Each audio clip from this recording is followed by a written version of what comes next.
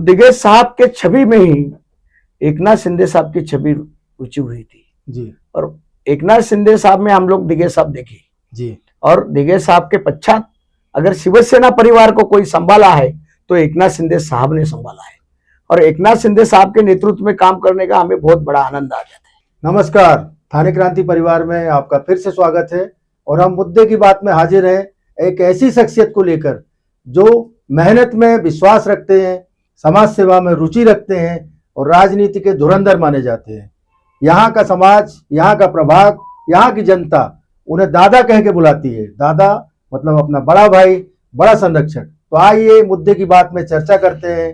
हम सभी ऐसी शख्सियत से रूबरू होते हैं जो पूर्व नगर सेवक एकनाथ भोज साहब हैं।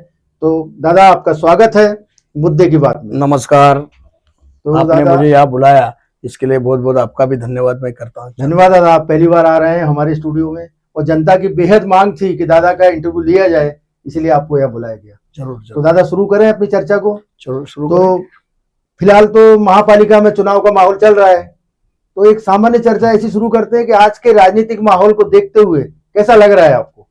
देखो, राजनीतिक माहौल तो ठीक ही है क्योंकि हम लोग 24 घंटा 24 आवर्स 365 दिन काम करने वाला कार्यकर्ता है जी, शिव सैनिक है। तो राजनीतिक माहौल हम कभी देखते हैं कि हम लोग 12 ही महीना हमारा सामाजिक बांधिलकी का जो काम है, जो समाज को लेके कुछ समस्या का जो निवारण करने का काम है, 12 ही महीना हमारा चालू रहता है। 365 दिन हम लोगों के सेवा में रहते हैं। तो हमें ये राजनीति और चुनाव ऐसे कुछ लगते नहीं। खाली चुनाव आएगा तो एक थोड़ा सा अलग सिस्टम से काम करना पड़ता है। बाकी तो हम लोग 12 ही महीना 365 दिन काम करने वाले लोग हैं, तो उसमें हमको चुनाव हमको कोई भारी नहीं लगता है। इसीलिए तो दादा समाज में एक छवि है, राजनीतिक छवि में, कि राजनीति के धुरंधर आपको जो कहा जाता है। इससे जुड़ा हुआ दादा एक सवाल है कि आप आनंद दीघे साहब के कार्यकाल से जुड़े हुए, वो आपकी राजनीतिक यात्रा वहां से शुरू होके वर्तमान उप मुख्यमंत्री और पूर्व मुख्यमंत्री एकनाथ शिंदे साहब तक आई है। तो इनके प्रभाव को आप अपने जीवन में कैसा देख रहे हैं? देखो भाई साहब, मैं पहला तो आपको कहना चाहूँगा कि मेरा जीवन ऐसा शुरू हुआ, मैं मुरबाड से थाना में जब आ गया जी 1983 के करीब करीब जी, तो थाना मार्केट के अंदर मैंने कई 1-2 साल सर्विस भी की। अच्छा। और वहां से दिघे साहब का ऑफिस नजीक था। अच्छा। और साहब से मुलाकात हो गई जी कई चीजों में। 1984 में जी, जब हिंदू मुस्लिम की बड़ी दंगल हो गई थी, जी उस टाइम पे कई संघर्ष के मैं इसमें मेरा साहब का मुलाकात, हम लोग का वहां जाना आना दीघे साहब चालू दिघे साहब से। जी। और तब दिघे साहब के प्रति जो प्रेम हो गया तो जिंदगी में ऐसा लगा कि दिघे साहब के ही चरणों में काम करना चाहिए जी। और दिघे साहब के पास हम लोग काम करना शुरू कर दिया। जी। एक अलग आनंद मिला जी और अलग एक सम्मान मिला जी, अलग एक पहचान मिल गई। जी तो वहां से हम लोग ने काम शुरू कर दिया है जी। और आज दिघे साहब 2001 में हमारे से जल्दी एक्चुअली भगवान ने हमारे से छीन के लिए हम बोल सकते हैं जी। और उसके बाद जी हमें भी एक बड़ा संघर्ष करना पड़ा कि तो हमको अभी न्याय कौन दे सकता है जी और किसके नेतृत्व में हम लोग काम करें। जी। तो दिघे साहब के छवि में ही एकनाथ शिंदे साहब की छवि ऊंची हुई थी जी और एकनाथ शिंदे साहब में हम लोग दिघे साहब देखे जी। और दिघे साहब के पश्चात अगर शिवसेना परिवार को कोई संभाला है तो एकनाथ शिंदे साहब ने संभाला है और एकनाथ शिंदे साहब के नेतृत्व में काम करने का हमें बहुत बड़ा आनंद आ जाता है।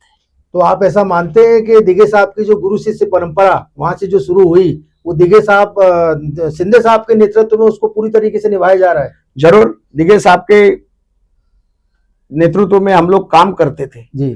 तब हम लोग को मालूम नहीं पड़ता था रात कब होती है, सूरज कब उगता है। तो हम लोग रात 2-2, 3-3, 4-4 बजे तक साहब के ऑफिस में काम करते थे। जब तक साहब हमारे सोने का मन न करते थे तब लोग हम लोग वहां बैठ के हमको काम करना पड़ता था। वो एक काम करने का आनंद एक अलग था। गुरुवर्य धर्मवीर आनंद दिघे साहब तो मालूम है, सब लोगों को जानते हैं आप लोग, उनका सामाजिक जीवन कैसे उन्होंने बिताया है। वो समाजकरण का एक धुरंधर थे और समाज को कैसा ये करना चाहिए उनकी अच्छी तरफ से हमने सीखा है उनसे।